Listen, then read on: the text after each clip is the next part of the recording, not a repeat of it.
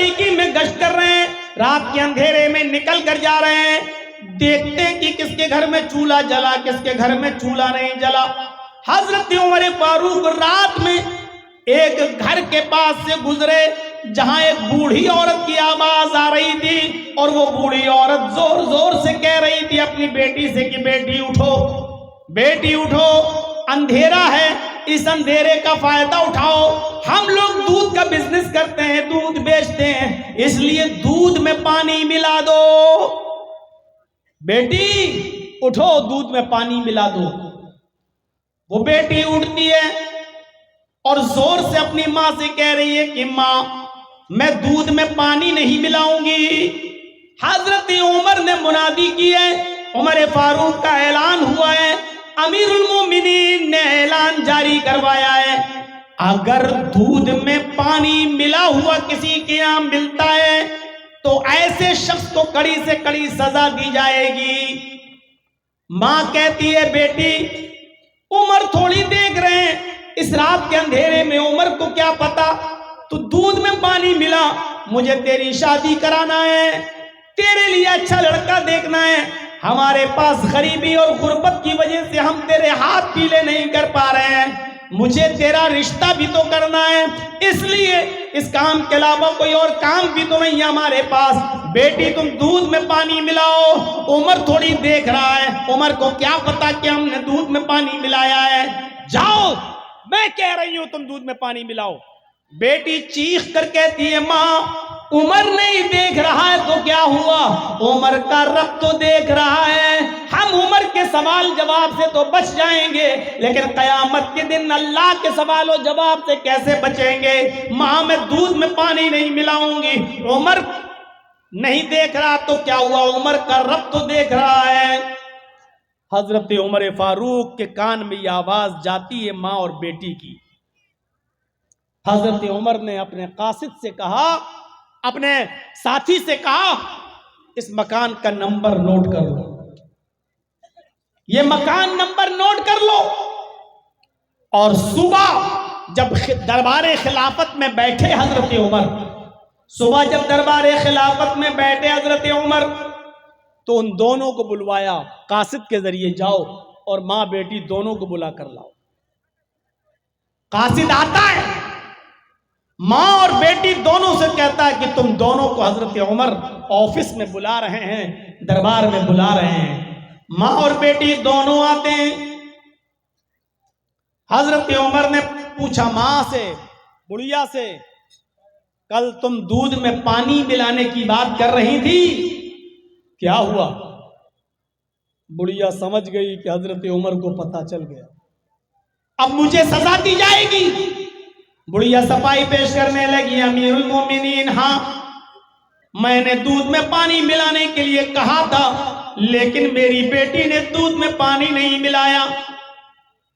حضرت عمر نے کہا میں یہ بھی جانتا ہوں کہ تیری بیٹی نے دودھ میں پانی نہیں ملایا، میں جانتا ہوں، اس لیے تو تم دونوں کو میں نے یہاں بلایا ہے، بتاؤ اس لڑکی کا کہیں رشتہ ہوا، اس لڑکی کی کہیں شادی ہوئی؟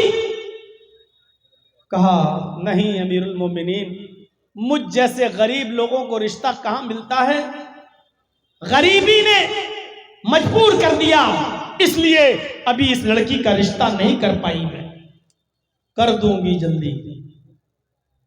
حضرت عمر فاروق نے کہا کہ تمہیں رشتہ دیکھنے کی ضرورت نہیں ہے، میرا بیٹا خالی ہے اور میں اپنے بیٹے کے لیے تمہاری بیٹی کا ہاتھ مانگ رہا ہوں، اس لیے نہیں کہ تم غریب ہو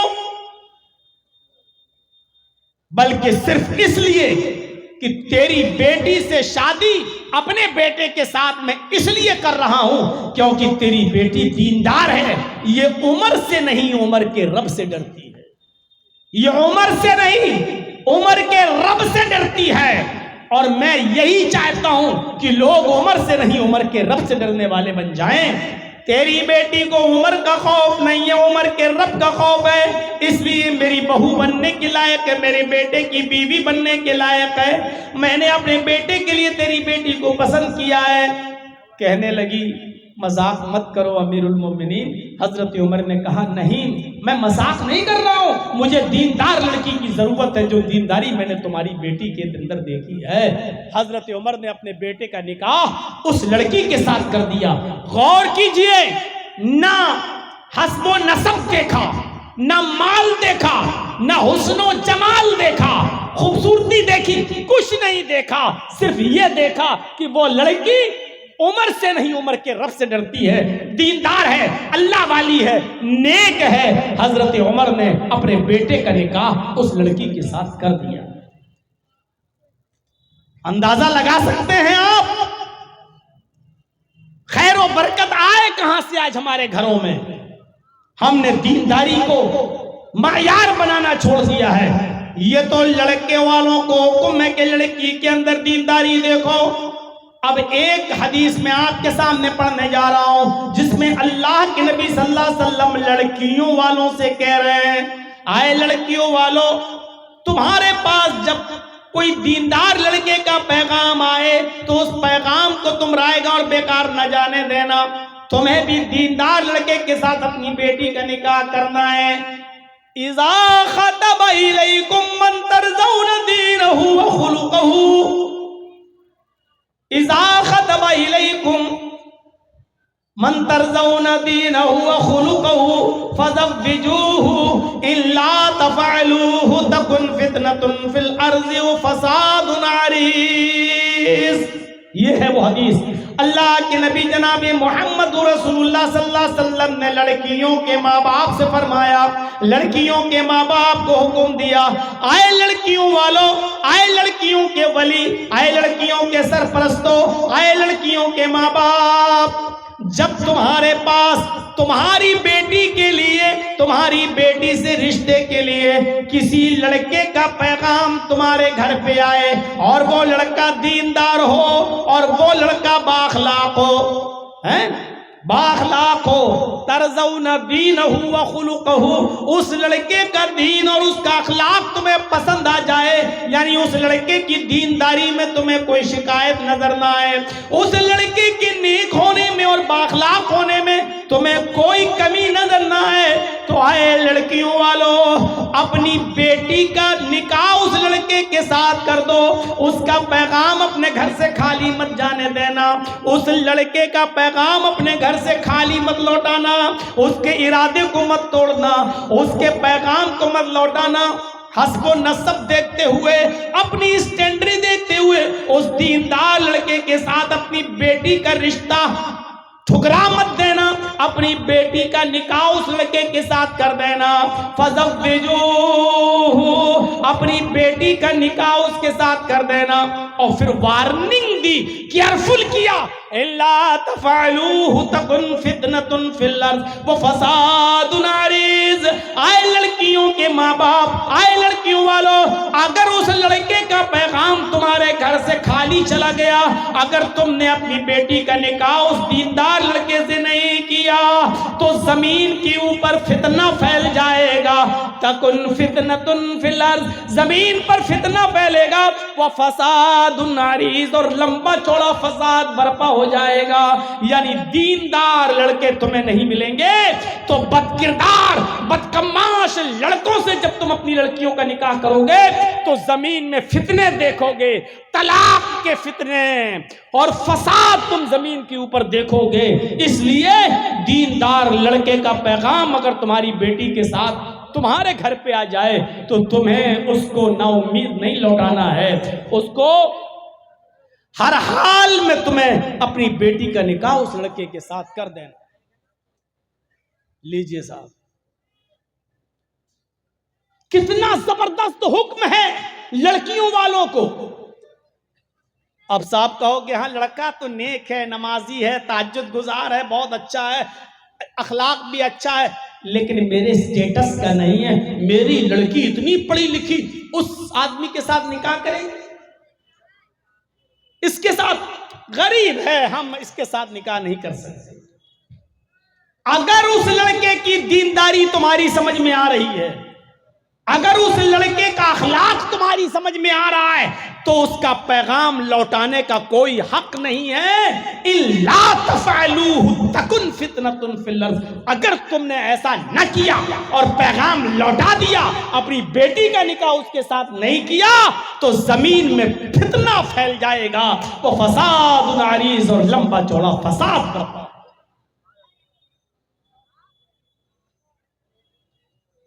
ہر مسلمان کو غور کرنا چاہیے, یہاں جو بیٹھے ہیں سب کو, اور جہاں تک میری آواز جائے. کیا ہم تو چاہتے ہیں کہ جہیز نہ دیں میری بیٹی, لیکن بیٹی والا کیا یہ بھی چاہتا ہے کہ دیندار لڑکا مل جائے ہمیں, اچھا لڑکا ملے, شریف لڑکا ملے؟ کیا آج ہماری سوسائٹی میں یہ ہو رہا ہے؟ اور نہیں ہو رہا ہے تو یہ کب ہوگا؟ ایک لمبا عرصہ گزر چکا ہے میرے بھائیوں, تقریریں اور جلسے اور جلوس, روزانہ اشتہار دیکھ لو, روزانہ پمفلٹ دیکھ لو, روزانہ اجلاس دیکھ لو, لیکن سدھار کتنا ہے یہ ہر انسان اپنے گریبان میں منہ ڈال کر دیکھے اور جھانکے. شادیوں کے نام پر کتنا خرچہ, نکاح کے نام پر کتنا خرچہ, بارات کے نام پر کتنے آدمیوں کی شرکت. ان اعظم النکاح برکتن ایسرها مؤونتن.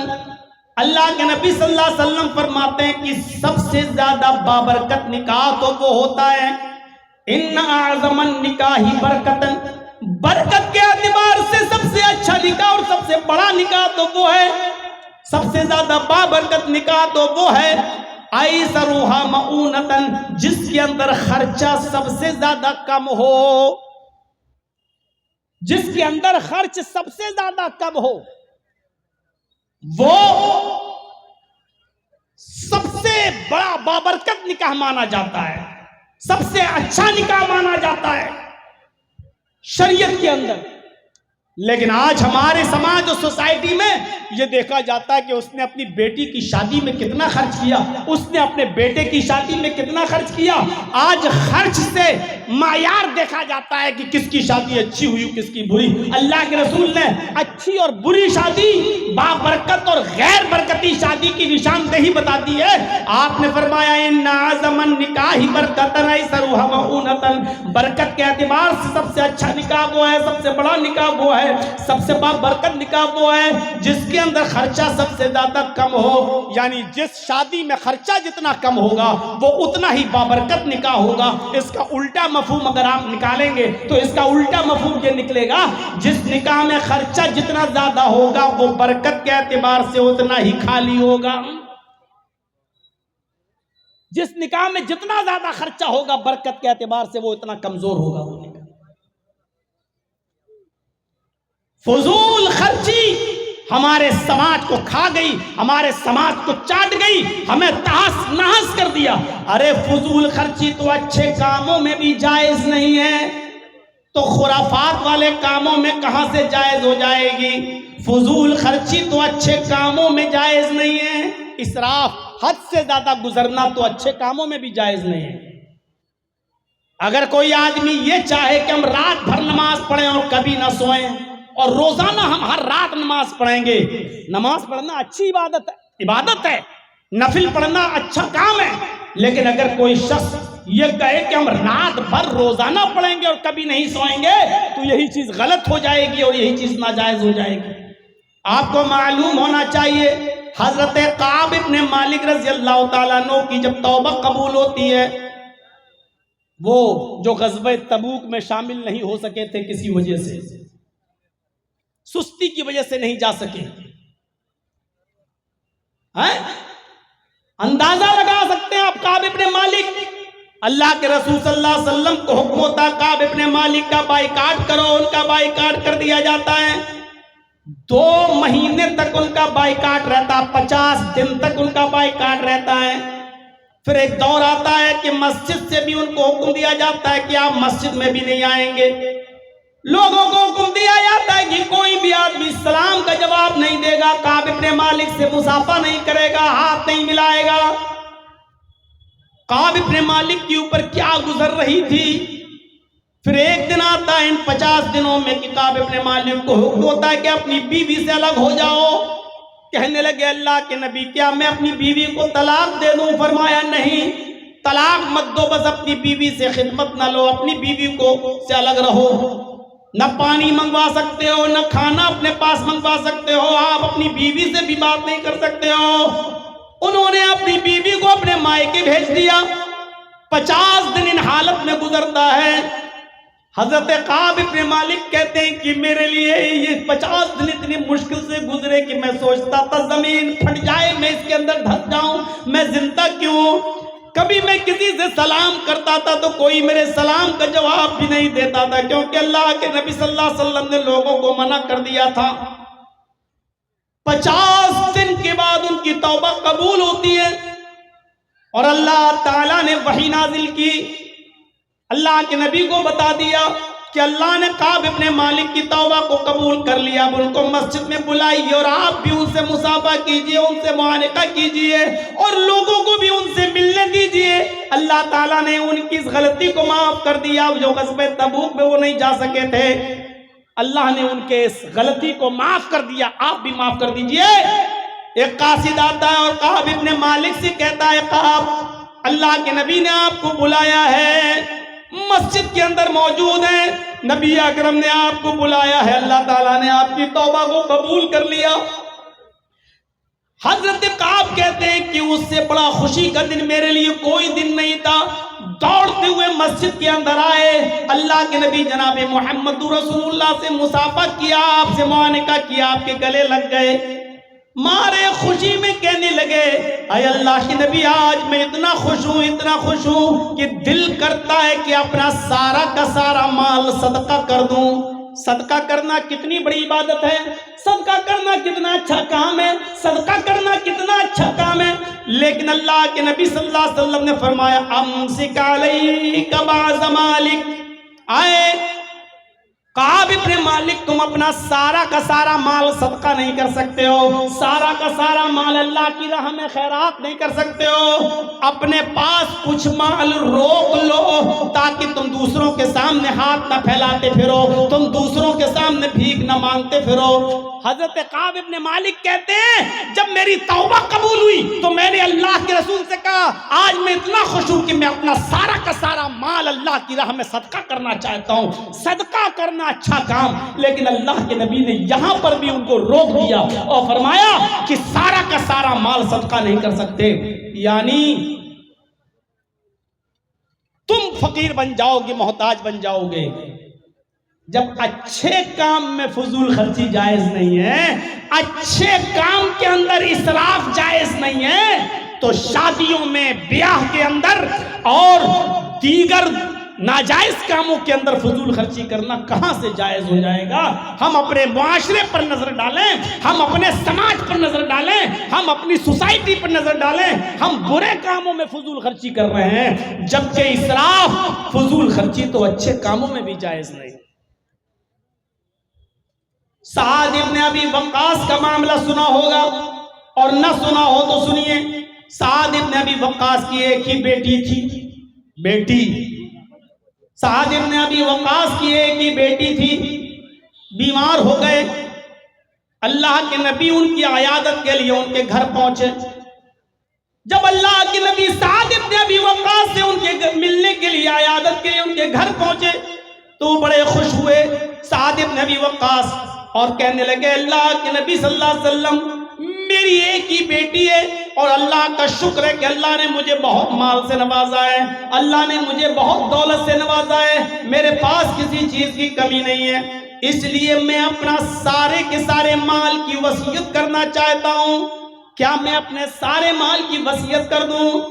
اللہ کے نبی صلی اللہ علیہ وسلم نے فرمایا نہیں. اے سعد، تمہارے لیے اپنا سارا کا سارا مال کی وصیت کرنا جائز نہیں ہے. تم اپنا سارا کا سارا مال صدقہ اور خیرات نہیں کر سکتے ہو، اس کی وصیت نہیں کر سکتے ہو.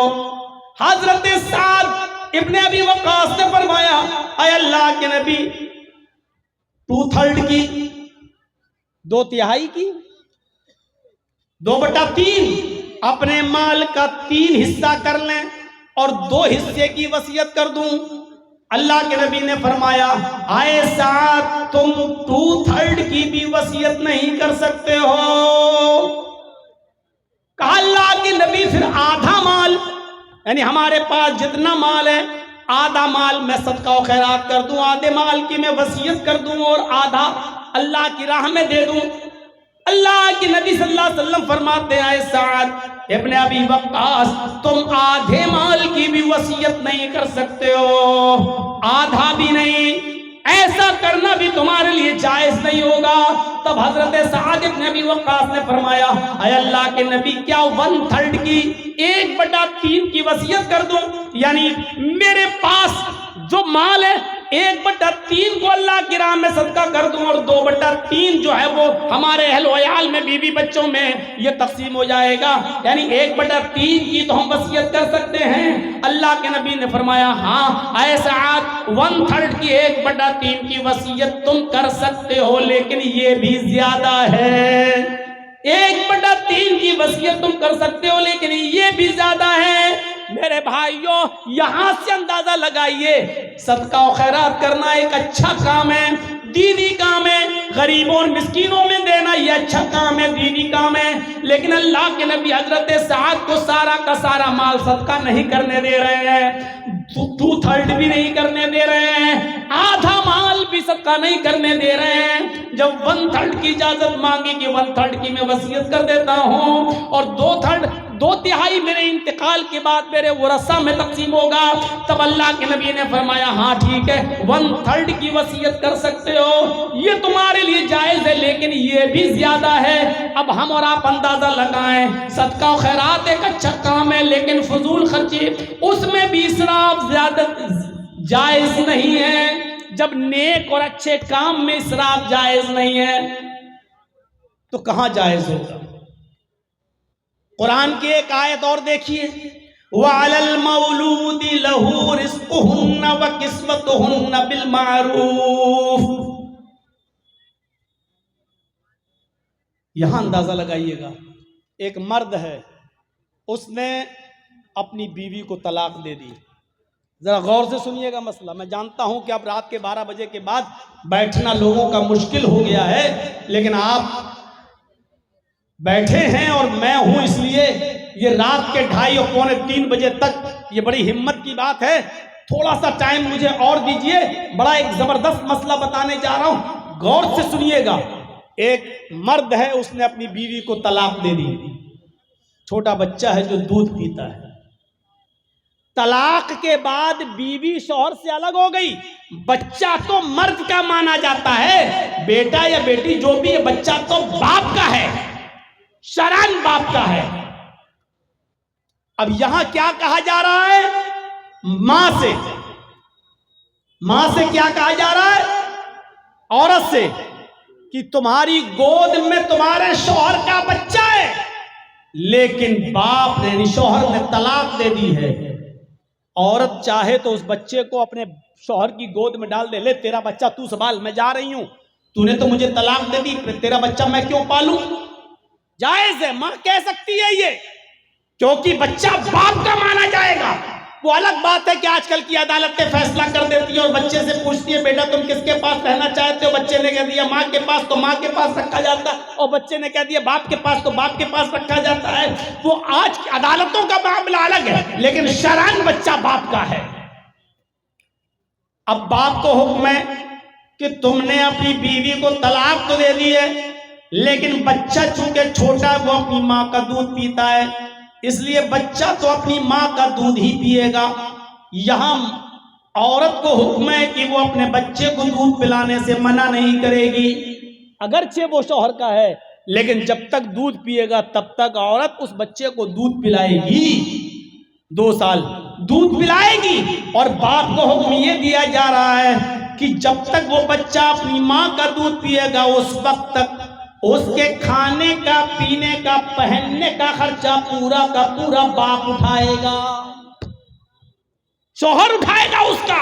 یہ مطلب ہدایت کا وعلی المولود لہ، جس کا وہ بچہ ہے اسی کے ذمہ ہے رزقہن و کسوتہن، اس عورت کو کھلانا اور پلانا اور پہنانا، یعنی کپڑا بھی شوہر دے گا اور کھانا پانی بھی اس کو وہی شوہر دے گا جب تک وہ عورت اس کے بچے کو دودھ پلائے گی۔ لیکن یہ کھانا پینا اور خرچہ کتنا دے گا شوہر؟ بالمعروف، سماج میں جو چلن ہے، سماج میں جو دستور ہے وہ خرچہ دے گا۔ اگر سماج میں دال چاول کھایا جاتا ہے تو دال چاول کھلائے گا، یہ نہیں کہ دال چاول چلتا ہے اور عورت کہے گی تیرے بچے کو دودھ پلا رہی نا، بریانی دے ہمیں پورے 2 سال تک، ہم قورمہ کھائیں گے 2 سال تک، ہم نہیں۔ غور کیجئے، ادھر بھی اسراف اور فضول خرچی سے منع کر رہا ہے اسلام۔ کیا کہہ رہا ہے؟ رزقہن و کسوتہن بالمعروف، کپڑا بھی پہناؤ گے تم، لیکن جو سماج میں چلتا ہوگا، اگر 500 روپے کی ساڑی چلتی ہے تو 500 روپے کی ساڑی تمہیں دینا ہے، اگر 500 روپے کا کپڑا چلتا ہے تو 500 روپے کا کپڑا تمہیں لے کے دینا ہے۔ سماج میں جس چیز کا چلن ہے اس کے حساب سے، یہ نہیں کہ وہ 50,000 کا سوٹ مانگے گی تو 50,000 کا سوٹ لا کر آپ دو گے، نہیں۔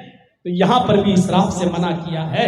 میرے بھائیوں، جب فضول خرچی دین کے کام میں جائز نہیں ہے تو ناجائز کاموں میں اور غیر شرعی کاموں میں کہاں سے جائز ہو جائے گی؟ تو اس لیے شادی اور بیاہ کے اندر فضول خرچی سے ہمیں اپنے معاشرے کو پاک کرنا ہے، اپنے معاشرے کو صاف کرنا ہے، فضول خرچی سے ہمیں اپنے آپ کو بچانا ہے۔ ذرا دیکھیے آج کیا کتنی فضول خرچیاں ہیں۔ اللہ کے نبی جناب محمد رسول اللہ صلی اللہ علیہ وسلم کے پاس ایک عورت آتی ہے، بخاری شریف کی روایت، بڑا دلچسپ واقعہ، 50 بار آپ نے سنا ہوگا، نہ سنا ہو تو ذہن نشین کریے۔ ایک عورت اللہ کے نبی صلی اللہ علیہ وسلم کے پاس آتی ہے اور کہتی ہے کہ اے اللہ کے رسول، میں اپنے آپ کو ہبہ کر رہی ہوں، میں اپنے آپ کو سونپ رہی ہوں، آپ میرے ساتھ نکاح کر لیجئے۔ اللہ کے نبی خاموش رہے۔ اس نے دوبارہ کہا اللہ کے رسول، میں آپ سے نکاح کرنا چاہتی ہوں۔ اللہ کے نبی پھر خاموش رہے۔ اس نے تیسری مرتبہ کہا اے اللہ کے نبی، میں آپ کے ساتھ نکاح کرنا چاہتی ہوں۔ اللہ کے نبی جناب محمد رسول اللہ تیسری مرتبہ بھی خاموش رہے۔ ایک صحابی وہیں بیٹھے ہوئے تھے، وہ صحابی نے جب دیکھا کہ یہ بار بار کہہ رہی اور اللہ کے نبی خاموش ہیں تو صحابی بول پڑے کہ اے اللہ کے رسول، یہ عورت بار بار آپ سے نکاح کے لیے کہہ رہی ہے کہ میں شادی کرنا چاہتی ہوں، لیکن آپ خاموش ہیں، آپ بول نہیں رہے ہیں۔ اگر آپ کو کرنا ہے تو ہاں کہیے، اور نہیں کرنا ہے تو میرے ساتھ کرا دیجئے شادی۔ اوفو، کیا منظر ہوگا جس وقت کی صحابی کہہ رہے ہیں کہ اللہ کے نبی آپ اگر نہیں کرنا چاہتے تو میرے ساتھ کر دیجئے۔ عورت وہیں بیٹھی ہے اور وہ صحابی کہہ رہے اللہ کے رسول اگر آپ نہیں کر سکتے تو میرے ساتھ کر دیجئے۔ اللہ کے نبی فرماتے ہیں دیکھو میں تو نہیں کر سکتا، اب میں نہیں کروں گا شادی، اب نکاح کی میرے اندر گنجائش نہیں، لیکن ہاں اگر تم کرنا چاہتے ہو تو بتاؤ۔ کہ اللہ کے رسول اگر آپ نہیں کر رہے تو میرے ساتھ کر دیجئے، اس کی کروا دیجئے شادی۔ اب آپ نے اس عورت سے پوچھا اے خاتون، میں تو نکاح نہیں کر سکتا، لیکن یہ مرد، یہ صحابی تم سے نکاح کرنا چاہتے ہیں، تم یہیں بیٹھی ہوئی ہو، تم دونوں ایک دوسرے کو ایک نظر دیکھ بھی رہے ہو، لہذا تم اگر اس سے کرنا چاہو تو کر لو، میں تو نہیں کر سکتا۔ اس عورت کا جواب سنیے۔ اس عورت نے کہا کہ اللہ کے نبی، آئی تو تھی میں آپ کے لیے نکاح کی غرض سے، نکاح کے مقصد سے، لیکن اگر آپ نہیں کرنا چاہتے ہیں تو میرا نکاح اس کے ساتھ کر دیجئے، میں کرنے کو تیار ہوں، میں ضرورت مند ہوں۔ اے اللہ کے رسول، مجھے گھر بسانا ہے، میرے ماں باپ نہیں ہیں، اس لیے مجھے کسی کی بیوی بننا ہے، مجھے اپنا گھر بسانا ہے، آپ نہیں کر رہے ہیں تو اس کے ساتھ میرا نکاح کرا دیجئے۔ جب اس عورت کی اجازت ہو گئی تو اللہ کے نبی جناب محمد رسول اللہ صلی اللہ علیہ وسلم نے اس صحابی سے کہا چلو ٹھیک ہے، یہ عورت تمہارے ساتھ نکاح کرنے کے لیے تیار ہے، اس کو دو گے کیا؟ مہر کیا دو گے اس کو؟ بھائی عورت ہے، نکاح ہوگا، مہر دو گے، کیا دو گے؟ کہنے لگا اللہ کے نبی مہر میں دینے کے لیے تو میرے پاس کوئی چیز نہیں. حدیث کے الفاظ ہیں ما عندی شیء، اے اللہ کے نبی میرے پاس کوئی چیز نہیں ہے دینے کے لیے. اللہ کے نبی نے فرمایا گھر جاؤ، کچھ تلاش کرو، کچھ مل جائے تو لے کر آؤ. وہ صحابی گھر جاتے ہیں، تلاش کرتے ہیں، لیکن ان کو اپنے گھر میں بھی کچھ نہیں ملا. آتے اور کہتے ہیں کہ ما وجدت شیئا، اے اللہ کے رسول مجھے اپنے گھر میں کچھ نہیں ملا، میرے پاس کچھ نہیں ہے اس کو دینے کے لیے. گھر میں کچھ نہیں اور شادی کرنا چاہ رہے ہیں. ہم اور آپ یہ تصور کر سکتے ہیں کچھ نہ ہو اور شادی کا خیال. اللہ کے نبی نے دوبارہ بھیجا، جاؤ دوبارہ جاؤ. کہ اللہ کے رسول جب میں گھر میں دیکھ کے آیا ہوں کچھ نہیں ہے تو اب دوبارہ کیوں بھیج رہے ہیں؟ آپ نے کہا التمس خاتما من الحدید، لوہے کی انگوٹھی مل جائے تو وہی لے آؤ، وہی دے دو اس کو مہر میں. ارے کچھ تو دو گے. وہ صحابی گئے اور دوبارہ اپنے گھر جانے کے بعد لوہے کی انگوٹھی کو تلاش کرتے ہیں، لیکن ان کے پاس اتنا بھی نہیں کہ لوہے کی انگوٹھی مل جائے.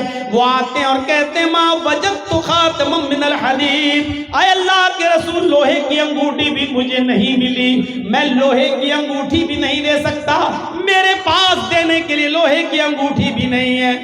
اللہ کے نبی سوچ میں پڑ گئے، کہنے لگے تمہارے پاس کچھ بھی نہیں ہے، لوہے کی انگوٹھی تک نہیں دے سکتے ہو، بتاؤ پھر صحیح مہر میں دو گے کیا؟ کچھ بھی نہیں ہے تمہارے پاس.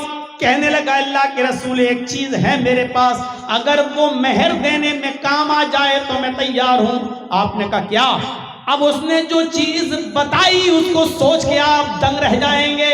عندی ازار، اے اللہ کے رسول میرے پاس ایک لنگی ہے، ایک لنگی ہے، جب میں سوتا ہوں تو اس لنگی کو پہن لیتا ہوں، جب میں سوتا ہوں تو اس لنگی کو باندھ لیتا ہوں. یعنی نئی لنگی نہیں ہے، پرانی لنگی ہے، سوتے وقت میں پہن لیتا ہوں. آپ نے کہا ٹھیک ہے وہی لنگی اس کو دے دے پرانی. کہا اللہ کے رسول اس کو اگر دے دوں گا تو میں کیا پہنوں گا؟ اگر وہ لنگی میں نے اس کو دے دی تو میں کیا پہنوں گا؟ ایک کام کرتے ہیں اس لنگی کے 2 ٹکڑے کر دیتے ہیں، بیچ سے پھاڑ دیتے ہیں، آدھی لنگی اس کو دے دیتا ہوں اور آدھا میں رکھ لیتا ہوں. آپ نے کہا آدھی لنگی میں اس کا کیا ہوگا؟ اور آدھی لنگی کا تیرے بھی کوئی کام کی نہیں رہے گی. اس نے کہا اللہ کے رسول کوئی کام کی نہیں رہے گی، لیکن کہیں بچھا کر بیٹھنے کے کام تو آ جائے گی. میں کہیں بچھا لوں گا، بیٹھ تو جاؤں گا، سستا تو لوں گا. پہننے کے لائق نہ رہے گی تو کیا ہوا، کہیں بچھا کر بیٹھنے کے کام میں تو آ جائے گی، لیکن میں پوری لنگی نہیں دے سکتا، آدھی دوں گا. اللہ کے نبی کہتے ہیں پھر تو ہی رکھ لے. آدھی جب اس کے کسی کام کی نہیں ہے اور آدھی تیرے بھی کسی کام کی نہیں ہے، دینا ہو تو پوری لنگی دو. کہنے لگا پوری تو نہیں دے سکتا. غور کرو، ایک پرانی لنگی بھی نہیں ہے اس کے پاس دینے کے لیے، اور شادی کہہ رہا اللہ کے رسول میری کر دیجئے، اس کے ساتھ میری کرا دیجئے. اب اللہ کے نبی نے صحابی سے پوچھا کہ اچھا یہ بتاؤ قرآن کتنا یاد ہے؟ اب اس نے گنانا شروع کر دیا. اے اللہ کے رسول مجھے سورہ ملک یاد، اے اللہ کے نبی مجھے سورہ حاقہ یاد، اے اللہ کے نبی مجھے سورہ نبا یاد، اے اللہ کے نبی مجھے سورہ دہر یاد، مجھے سورہ قیامہ یاد. ایک ایک کر کے سورتیں گنانے لگا. اللہ کے نبی نے کہا کیا تمہیں اتنی سورتیں یاد ہیں؟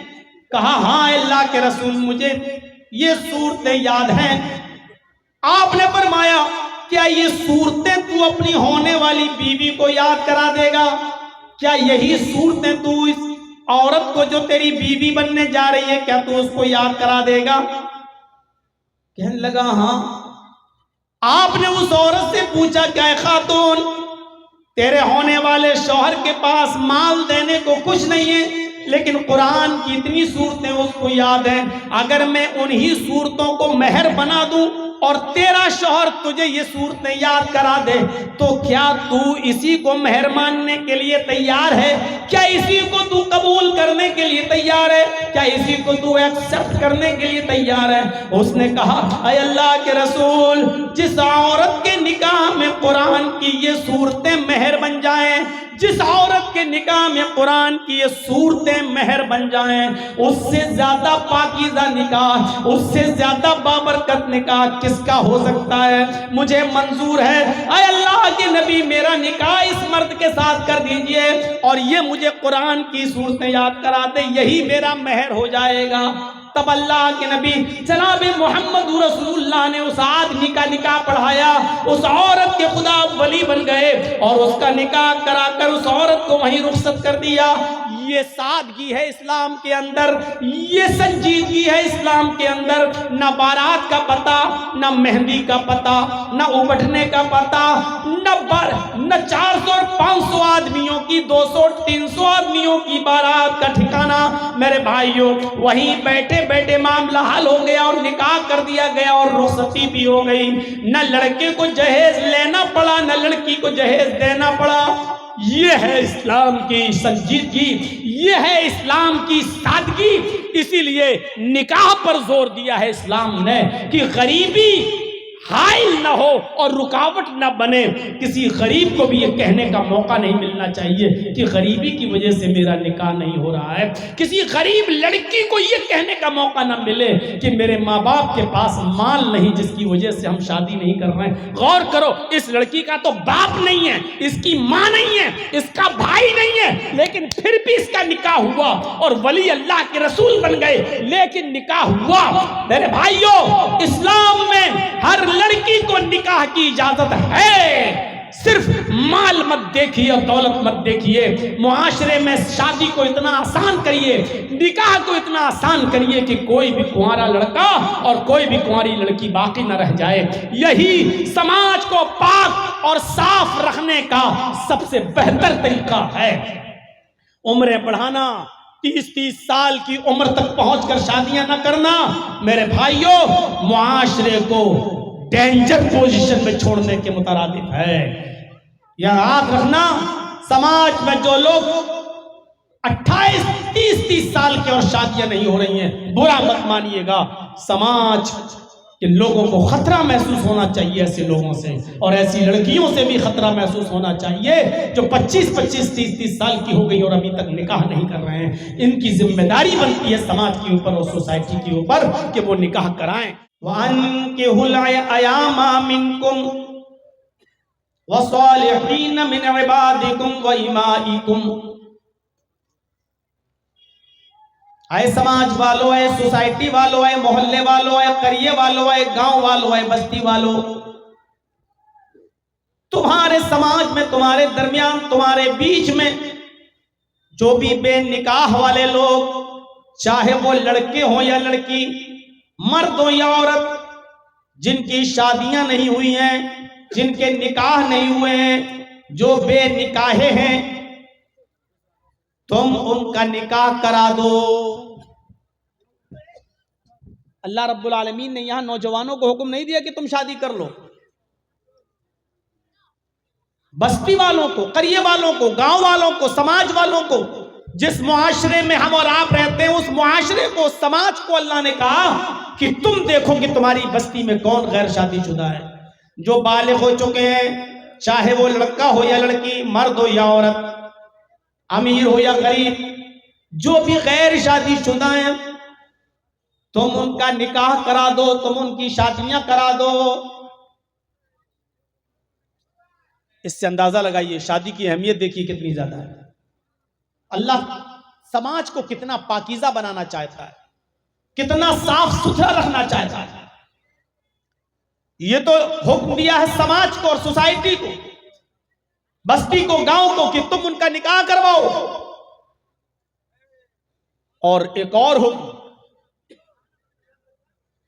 وَالصَّالِحِينَ مِنْ عِبَادِكُمْ وَإِمَائِكُمْ، غلاموں میں سے اور لونڈیوں میں سے۔ عرب کے اندر غلام چلتے تھے، آج کے زمانے میں غلام اور لونڈی کا دور ختم ہو گیا ہے. اس زمانے میں غلام اور لونڈی چلتے تھے. بازار لگتا تھا باقاعدہ, اس بازار میں لڑکے بیچے جاتے تھے, لڑکیاں بیچی جاتی تھیں. ان کو جس لڑکے کو ہم نے خرید لیا, جس آدمی کو خرید لیا, وہ زندگی بھر کے لیے ہمارا غلام ہو گیا, کیونکہ ہم نے خرید لیا. جس لڑکی کو خریدا وہ ہماری لونڈی ہو گئی, ہماری باندی ہو گئی. اس زمانے کے اندر یہ آیت نازل ہوئی, اور اللہ نے ان غلاموں اور لونڈیوں کے بارے میں بھی فرمایا کہ شادی کی ضرورت تو سب کو ہے, ہر مرد کو ہے, ہر عورت کو ہے, ایک دوسرے کی ضرورت تو سب کو ہے. تو سماج کا سب سے کمزور طبقہ جو ہے وہ غلام کا طبقہ ہوتا ہے, لونڈی کا طبقہ ہوتا ہے. اگر تمہاری نظر ان غلاموں پر پڑے اور لونڈیوں پر پڑے جو سماج کا سب سے کمزور طبقہ ہے, تو ان غلاموں میں سے, ان لونڈیوں میں سے بھی جو نیک لوگ ہوں, جو صالح لوگ ہوں, تم ان کا بھی نکاح کرا دو, ان کی بھی شادیاں کرا دو, یعنی بغیر شادی کے کسی کو نہ رہنے دو. اب بتاؤ شادیوں میں غلام آدمی کیا خرچ کرے گا؟ جرجیت صاحب تو خود کسی کی غلامی کر رہے ہیں, تو اپنی شادی میں ہم کیا خرچ کر پائیں گے؟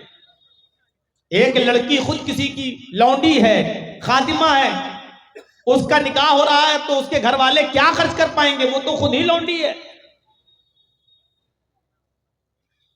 اللہ فرماتا ہے کہ ان غلاموں کی بھی اور ان لونڈیوں کی بھی شادی کرا دو جو نیک ہو, صالح ہو.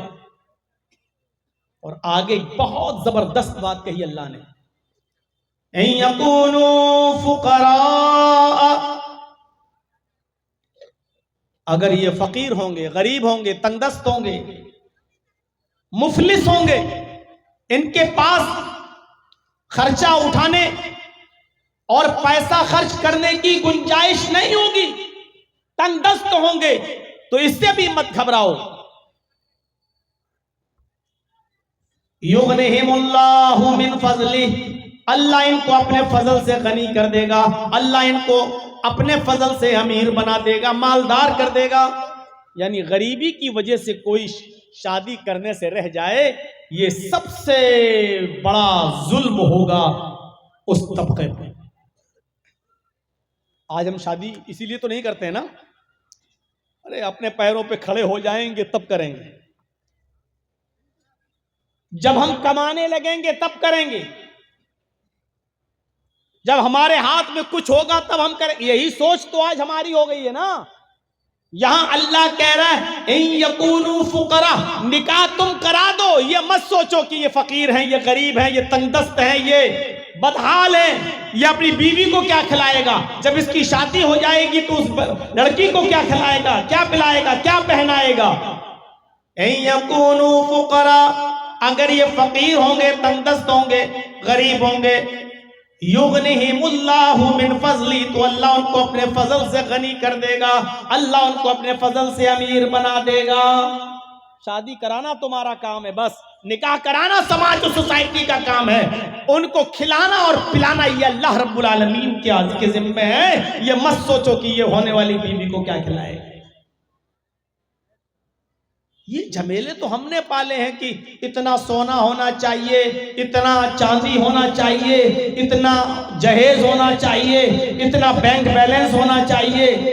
یہ تو ہم نے اور آپ نے یہ جھمیلے پالے ہیں, یہ خرافاتیں تو ہم نے اور آپ نے اپنے سماج میں جنم دی ہیں, ورنہ شادی اور نکاح کے لیے تو یہ جھمیلے نہیں ہوتے. اگر یہ غریب ہوں گے, تنگ دست ہوں گے, تو اللہ رب العالمین اپنے فضل سے ان کو غنی کر دے گا. واللہ واسع علیم, اللہ بڑی وسعت والا اور بہت جاننے والا ہے. وسعت تو اللہ دیتا ہے, ہمارے اور آپ کی حالت نہیں ہے کہ ہم کسی کو امیر بنا سکتے ہیں اور کسی کو غریب کر سکتے ہیں. اللہ وسعت والا ہے, اللہ غنی کر دے گا اپنے فضل و کرم سے. غریبی کسی کے نکاح میں رکاوٹ نہ بنے, نہ لڑکے کے نکاح میں نہ لڑکی کے نکاح میں.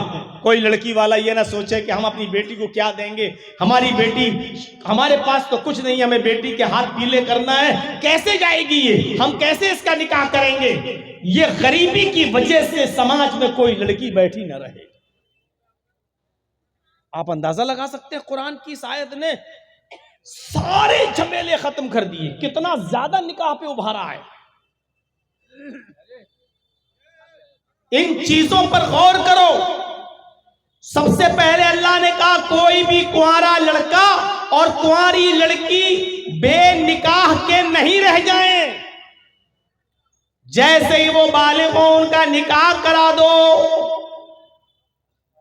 دوسری بات کہی، اگر غریب طبقہ سماج کا، غلام طبقہ، کمزور طبقہ ہے، جس کے پاس پیسے نہیں ہیں، دولت نہیں ہے، جو مزدوری کرتا ہے، روز کماتا ہے، روز کھاتا ہے، اس وجہ سے اگر وہ بیٹھا رہ جائے اور نکاح نہ کرے کہ ہمارے پاس کچھ نہیں، ان غلاموں کے بھی اور ان لونڈیوں کے بھی نکاح کرا دو۔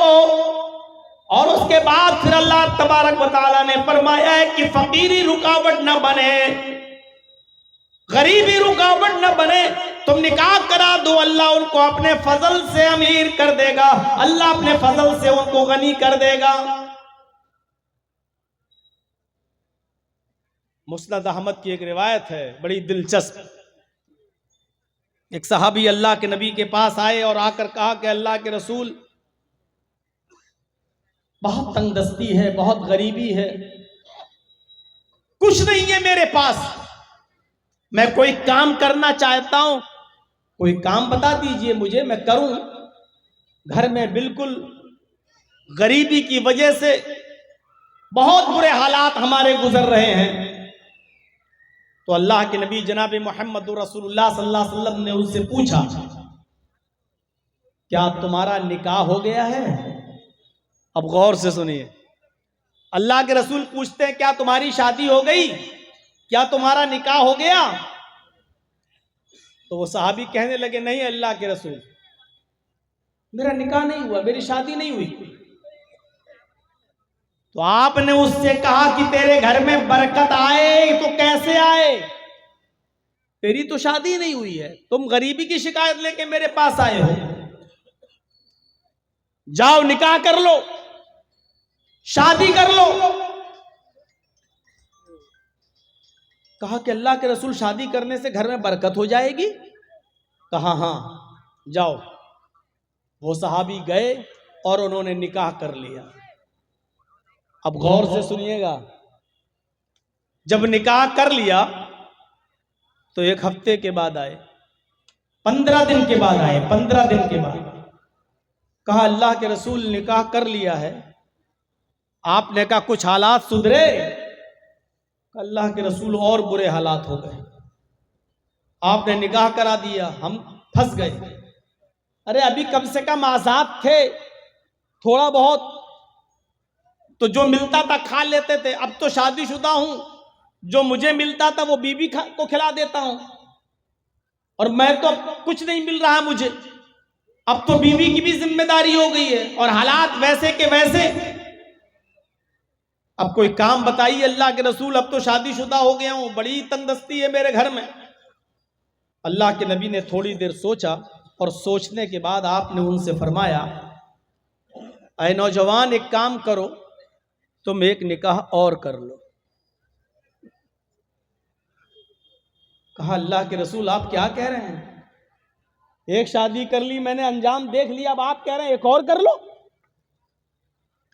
آپ نے کہا نہیں، ضرور کچھ دال میں کالا، پتہ نہیں خیر و برکت کیسے نہیں ہو رہی۔ شادی کے بعد تو بیوی خیر و برکت لے کے آتی ہے، ایک عورت خیر و برکت کے دروازے کھول دیتی ہے، پھر کیا بات ہے تمہارے گھر میں برکت نہیں، تم ایک اور شادی کرو۔ ٹھیک ہے آپ کہہ رہے ہیں تو آپ کی بات غلط تھوڑی ہوگی، میں کر لیتا ہوں ایک اور شادی۔ امام احمد اپنی مسند میں نقل کرتے ہیں اس صحابی نے ایک اور نکاح کر لیا۔ اب ایک ہفتے کے بعد ہی چلے آئے، 2 بیوی کے مالک بن گئے، ایک ہفتے کے بعد پھر چلے آئے۔ اللہ کے نبی نے پوچھا کہو کیا حال ہے؟ سر نیچے کر لیا۔ آپ نے کہا کوئی برکت نہیں ہوئی؟ اللہ کے رسول آپ برکت کی بات کر رہے ہیں، یہاں حرکت بند ہونے والی ہے دل کی، اٹیک نہ پڑ جائے مجھے، معاملہ بڑا گمبھیر ہو گیا، اب تو 2 بیوی کی ذمہ داری ہے، پہلے سے کچھ نہیں تھا اور آپ نے ایک اور شادی کرا دی۔ اے اللہ کے رسول جب گھر پہ آتا ہوں تو بیویوں کی سننا پڑتا ہے اور باہر جاتا ہوں تو کوئی کام نہیں ملتا، مجھے کوئی کام بتائیے ورنہ یہ دونوں بیویاں میری خبر لے لیں گی۔ اب مجھے کام بتائیے، آپ ہی نے کرایا ہے دونوں شادی، اب آپ ہی راستہ نکالیے۔ آپ نے تھوڑی دیر سوچا اور تھوڑی دیر ٹھہرنے کے بعد سوچنے کے بعد کہا نوجوان میرا مشورہ ہے کہ تم ایک شادی اور کرو۔ اب تو آپے سے باہر، اللہ کے نبی آپ کے کہنے سے 2 کر چکا ہوں اور آپ ایک اور، اب نہیں۔ نبی اکرم نے کہا کہ اب میں تم سے چوتھی کے لیے نہیں کہوں گا، جاؤ یہ میرا وعدہ ہے، لیکن ایک اور کر لو، پتہ نہیں تمہارے یہاں کیوں خیر و برکت نہیں ہو رہی ہے، انشاءاللہ ضرور ہوگی۔ اس نے کہا ٹھیک ہے، مر تو ویسے ہی رہا، اب آپ کہہ رہے ہیں چوتھی کے لیے نہیں کہوں گا تو چوتھی میں بالکل نہیں کروں گا، آپ نے کہا مت کرنا، لیکن تیسری تو کرو جا کے۔ اس نے تیسری شادی بھی کر لی، اور تیسری شادی کرنے کے بعد اب 1 مہینے کے بعد آیا، اللہ کے نبی نے کہا کیا حال ہے؟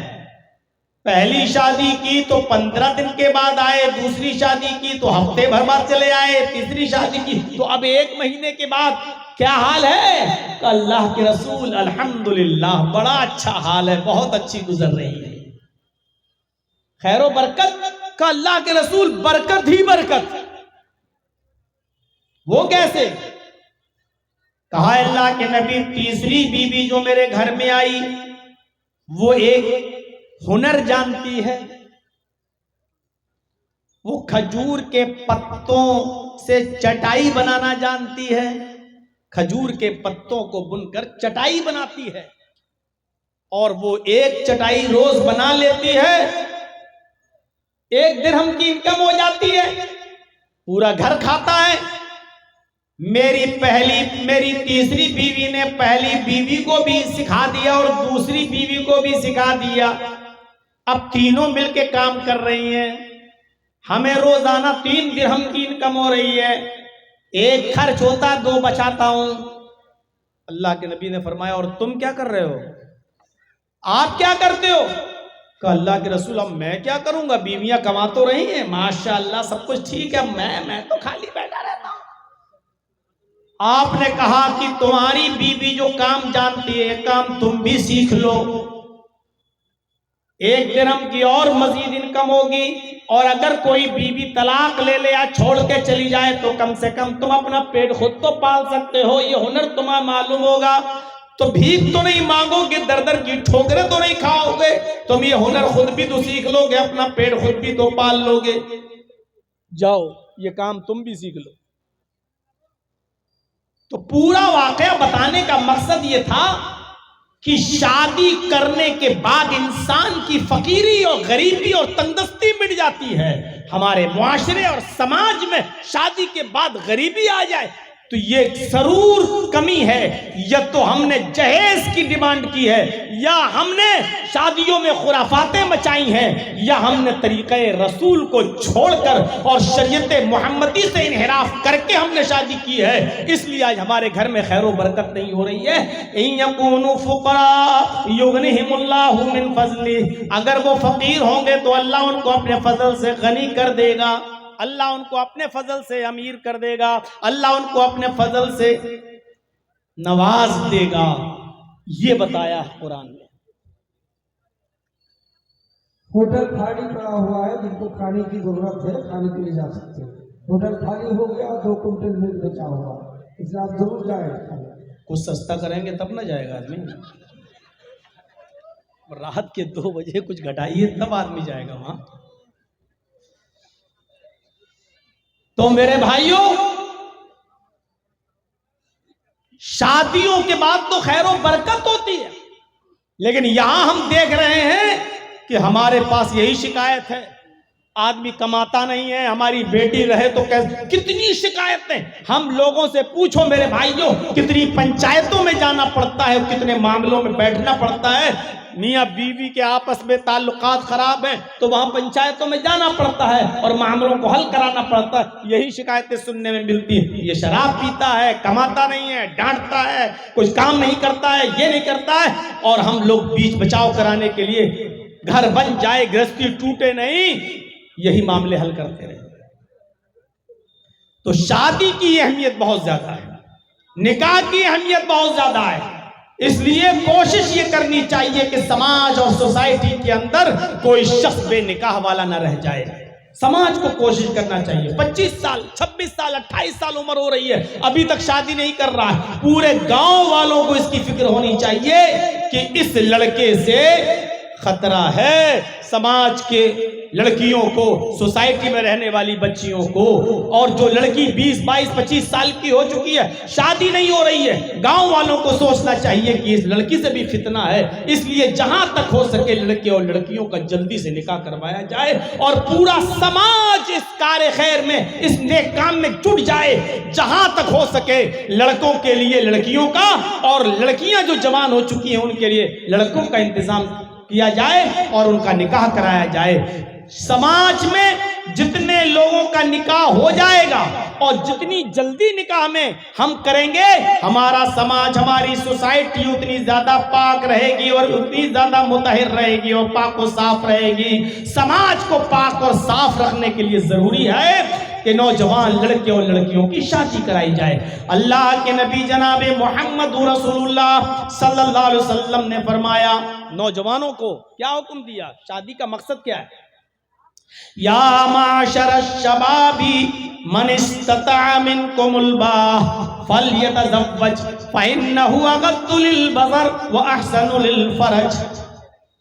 کیا پیاری بات کہی اللہ کے رسول نے. یہی معاشرے کی پاکی اور صفائی ہے. آئے نوجوانوں, یا معاشر الشباب, آئے جوانوں, آئے نوجوانوں کی جماعت, من استطاع منکم الباء, اگر تمہارے اندر طاقت ہے بیوی کو کھلانے کی, پلانے کی, پہنانے کی, اور بیمار ہو جائے تو علاج کرانے کی, اور اس کا پرسنل جو حق ہے بیوی کا اس کو ادا کرنے کی, اگر یہ طاقت ہے تمہارے پاس تو شادی کر لو. دیکھیے نکاح میں کیا چیز بتائی جا رہی, یہ طاقت ہونی چاہیے. بس کھلانے کی, پلانے کی, بیمار ہو جائے تو علاج کی, کپڑا دینے کی, اور اس کا جو پرسنل حق ہے بیوی کا اس کو ادا کرنے کی. یہ نہیں کہا اتنا سونا ہو, اتنی چاندی ہو, اتنے زیورات ہو, اتنے کپڑے ہوں تب جا کر نکاح ہوگا, یہ نہیں کہا, بلکہ جو چیز ضروری ہے وہ بتائی. الباعت کے اندر یہ چیزیں شامل ہیں. کتنی؟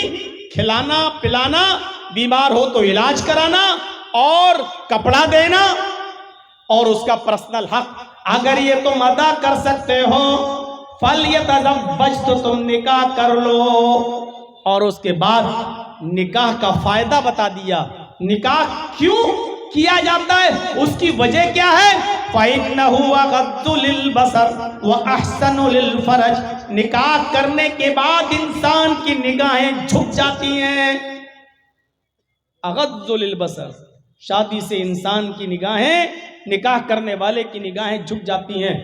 مطلب سمجھ رہے ہو اس کا مطلب یہ ہے کہ جب وہ شادی کر لیتا ہے تو دوسروں کی ماں, بہن اور بیٹیوں پر غلط نظر نہیں ڈالتا. شادیاں کرنے سے نگاہیں جھک جاتی ہیں. کتنا صاف ستھرا اور مہذب جملہ استعمال کیا اللہ کے رسول نے. نکاح کرنے سے, شادی کرنے سے نگاہیں جھک جاتی ہیں. نگاہ جھکنے کا مطلب یہ ہے کہ قوم اور سماج کے اندر جو لڑکیاں, جو مائیں, بہنیں, بیٹیاں ہیں, ان کی طرف وہ تاک جھانک نہیں کرتا. فَإِنَّهُ أَغَضُّ لِلْبَصَرِ, شادی کرنے کے بعد نگاہیں جھک جاتی ہیں. دوسروں کی ماں, بہن, بیٹیاں اس کے شر سے محفوظ ہو جاتی ہیں.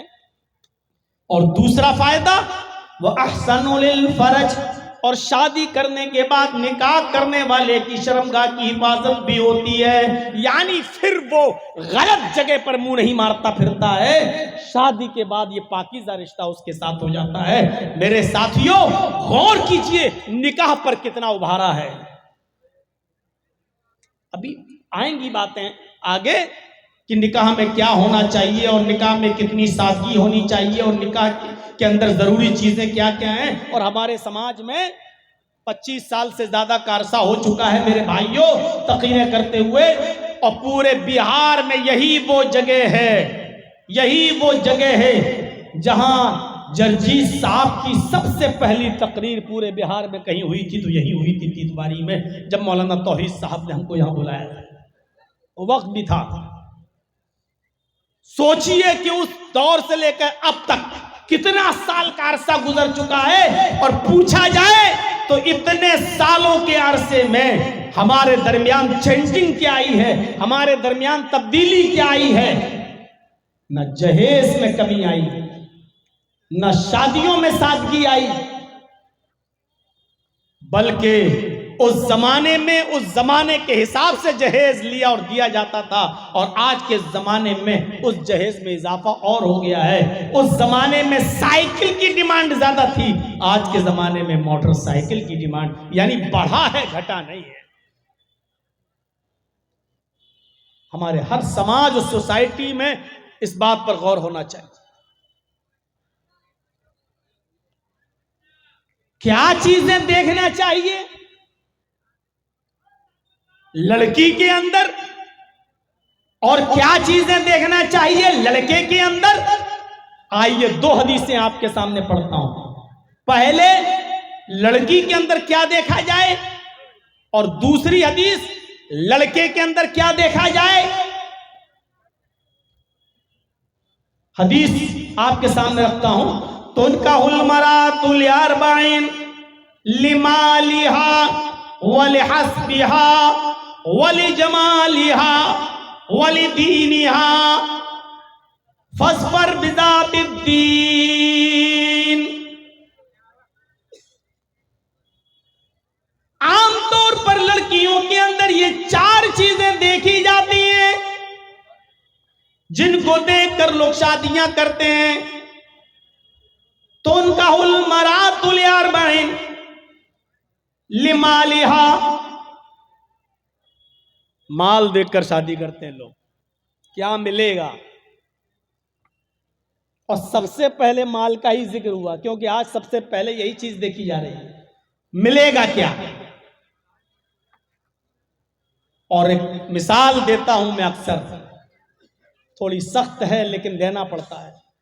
جیسے کتے کی نظر ہڈی پر ہوتی ہے، ایسے ہی کچھ لڑکے کے ماں باپ کی نظر لڑکی کے باپ کے مال پر ہوتی ہے۔ آدمی جتنا زیادہ بوڑھا ہوتا جاتا ہے، جتنا زیادہ موت کی طرف جاتا ہے، لالچ بھی اس کے اندر بڑھتی جاتی ہے۔ یحرم ابن آدم یشب منہ اثنتان، آدمی بوڑھا ہوتا جاتا ہے لیکن 2 چیزیں اس کی جوان ہوتی جاتی ہیں، 2 چیزیں اس کی جوان ہوتی جاتی ہیں، الحرص علی المال والحرص علی العمر۔ اس کی عمر بڑھ جائے یہ اس کو لالچ بڑھتا رہتا ہے، اور 2-4 سال جی لوں، الحرص علی المال، مال آ جائے میرے پاس، یہ بھی تو اس کی خواہش بڑھتی رہتی ہے۔ تو یہ پہلی چیز بتائیے، لڑکیوں کے اندر عام طور پر لڑکی والے میں 4 چیزیں دیکھی جاتی ہیں۔ پہلی چیز بتائی لمالہا، کچھ لوگ ہوتے ہیں جو اس کا مال دیکھ کر شادی کرتے ہیں، ہمیں کیا مل جائے گا، جیسے کتے کی نظر ہڈی پر لگی ہوئی۔ ولحسبہا، دوسری چیز حسب و نسب دیکھی جاتی ہے، کوئی حیثیت نہیں اس کی۔ دوسری چیز حسب و نسب، میں خان ہوں، لڑکی بھی خان ہے کہ نہیں، میں اعلی خاندان کا ہوں، لڑکی بھی اعلی خاندان کی ہے یا نہیں، میرا اسٹیٹس یہ ہے، لڑکی بھی اس اسٹیٹس کی ہے کہ نہیں، میں اتنا پڑھا لکھا ہوں، لڑکی بھی اتنی پڑھی لکھی ہے یا نہیں۔ میرا گھر 5 منزل ہے، لڑکی کا گھر بھی اتنا ہے کہ نہیں؟ حسب و نسب. اور اللہ کے نبی نے فرمایا الا کل شیء من امر الجاہلیت تحت قدمی موزون. خطبہ حجۃ الوداع میں آپ نے فرمایا تھا زمانے جاہلیت کی ساری چیزوں کو میں نے اپنے پیروں سے روند ڈالا، اپنے پیروں سے کچل ڈالا. اب زمانے جاہلیت کی کوئی بھی چیز اب رائج نہیں کی جائے گی. لیکن اللہ کے نبی نے یہ بھی فرمایا اربع فی امتی من امر الجاہلیت لا یترکونہن. 4 چیزیں میری امت کے اندر ایسی ہیں جو زمانے جاہلیت سے آئی ہوئی ہیں لیکن میری امت ان کو نہیں چھوڑے گی. ہے تو وہ گندی، ہے تو وہ بری چیز، لیکن میری امت انہیں نہیں چھوڑے گی. 4 چیزوں کی طرف اشارہ فرمایا تھا اربع فی امتی من امر الجاہلیہ. 4 ایسی چیزیں ہیں جو زمانے جاہلیت کی ہیں، جو جاہلیت کے زمانے سے چلی آ رہی ہیں. میں نے ان کو اپنے پیروں سے روند تو ڈالا لیکن میری امت ان کو چھوڑے گی نہیں، میری امت ان کو ترک نہیں کرے گی. یعنی قیامت تک میری امت کے اندر وہ 4 چیزیں پائی جائیں گی، لیکن یہ میں نے اپنے پیروں سے روند دی ہیں. آپ نے فرمایا الفخر فی الاحساب. پہلی چیز حسب میں فخر کرے گا. الفخر فی الاحساب والطعن فی الانساب والاستسقاء بالنجوم والنیاحۃ. یہ 4 چیزیں بتائیں جو زمانے جاہلیت سے چلی آ رہی ہیں اور میری امت میں بھی چلی آئیں گی. ان کو کبھی نہیں چھوڑے گی میری امت. ان میں پہلی چیز حسب و نسب. حسب، میں خان ہوں، میں پٹھان ہوں، میں ترک ہوں، میں انصاری ہوں، میں تیلی ہوں، میں یہ ہوں، میں وہ ہوں، میں اونچی قوم کا ہوں، میں اونچی کاسٹ کا ہوں. یہ چیز کبھی میری قوم نہیں چھوڑے گی، میری امت نہیں چھوڑے گی جبکہ اس کی کوئی حیثیت نہیں ہے. الا بالتقوی، اللہ کے ہاں صرف تقوی دیکھا جائے گا، قوم نہیں، نسب نہیں، حسب نہیں. اور دوسری چیز جو میری امت نہیں چھوڑے گی والطعن فی الانساب، نسب کے اندر تانا دینا. اچھا وہ ارے میں اس کے ساتھ شادی کروں گا، ارے نہیں، ارے وہ تو فقیر برادری کا ہے، ارے وہ تو میاں برادری کا ہے، ارے وہ تو گری ہوئی قوم کا ہے، ارے وہ تو لو کاسٹ کا ہے، میری تو ناک کٹ جائے گی اتنے برے خاندان میں. وہ نسب میں تانا دے گا. دوسری چیز. اور تیسری چیز والاستسقاء بالنجوم، میری امت ستاروں کو دیکھ کر بارش حاصل کرے گی. یعنی ستارہ دیکھے کہ یہ ستارہ نکلا ہے اس کا مطلب بارش ہوگی، ستاروں سے بارش حاصل کرے گی. یہ تیسری چیز بھی میری امت میں نہیں چھوٹے گی. اور چوتھی چیز والنیاحۃ، نوحہ کرنا اور ماتم کرنا، کسی کے مر جانے پر ماتم کرنا، رونا، یہ میری امت نہیں چھوڑے گی. آج بھی دیکھ لیجئے کسی کا جوان بیٹا مر جائے، چھوٹا بچہ مر جائے، مائیں کھلونے نکال لاتی ہیں، اوڑھنی ادھر گئی، کپڑا ادھر گیا، سر سینہ پیٹ رہی ہیں، قریبان چاک کر بیٹا چلا گیا، یہ کھلونے سے کون کھیلے گا. روتی ہیں، چیختی ہیں، چلاتی ہیں، قریبان چاک کرتی ہیں، بال نوچتی ہیں. والنیاحۃ، میری امت نوحہ اور ماتم کرنا بھی نہیں چھوڑے گی جبکہ یہ حرام ہے. تو یہ 4 چیزیں نہیں چھوڑے گی. تو والحسب، 4 چیزیں دیکھ کر شادی کرتے ہیں لوگ لڑکی کے اندر. لمالہا، پہلی چیز کیا دیکھی جاتی ہے؟ مال. دوسری چیز کیا دیکھی جاتی ہے؟ حسب و نسب. ولحسبہا، حسب و نسب. اور تیسری چیز لڑکی کی کیا دیکھی جاتی ہے؟ ولجمالہا، خوبصورتی. خوبصورت کتنی ہے، خوبصورتی دیکھ کر شادی کرتے ہیں. 3 چیزیں. اور چوتھی چیز کی طرف اللہ کے نبی اشارہ کر رہے ہیں وَلِدِينِهَا، دینداری دیکھ کر بھی شادی کی جاتی ہے. 4 چیزیں بتانے کے بعد آپ نے فرمایا فَاظْفَرْ بِذَاتِ الدِّينِ، او لوگو دینداری کو ترجیح دو، او لوگو دیندار لڑکی کو اولیت دو، فوقیت دو، اسی کو درجہ دو. یعنی یہ 3 چیزیں مت دیکھو. ہاں کسی میں چاروں چیزیں پائی جائیں تو بہت اچھی بات ہے، لیکن ترجیح کس کو دو؟ یہ نہیں کہا کہ خوبصورتی مت دیکھو، یہ نہیں کہا کہ حسب و نسب نہ ٹھیک ہے دیکھو، لیکن اگر کسی کے اندر حسب و نسب نہیں ہے، اگر کسی کے اندر ہے آپ خوبصورتی نہیں ہے، اگر کسی کے اندر لمال کیا کہا مال اور دولت نہیں ہے، دینے کی طاقت نہیں ہے، لیکن اگر کوئی لڑکی دیندار ہے تو پھر تین چیزیں مت دیکھو، دینداری دیکھو اور دینداری کو معیار بناؤ، اور اسی دینداری کو دیکھ کر اپنے بیٹے کا نکاح اس بیٹی کے ساتھ، اس لڑکی کے ساتھ کر دو۔ لڑکی کے اندر دینداری دیکھو، فَاصْبِرْ بِذَاتِ الدِّینِ، دین کو ترجیح دو۔